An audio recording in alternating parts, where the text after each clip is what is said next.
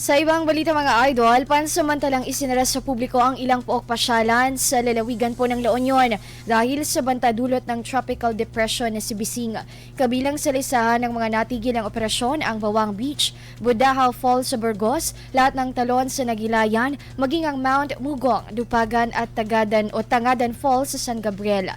Ipinagbabawal ang anumang outdoor activities tulad ng mountain climbing, canyoneering at trekking dahil sa posibleng banta sa kaligtasan ng mga bisita. Bukod dito, kanselado rin ang klase sa lahat ng antas at paaralan sa lalawigan kahapon.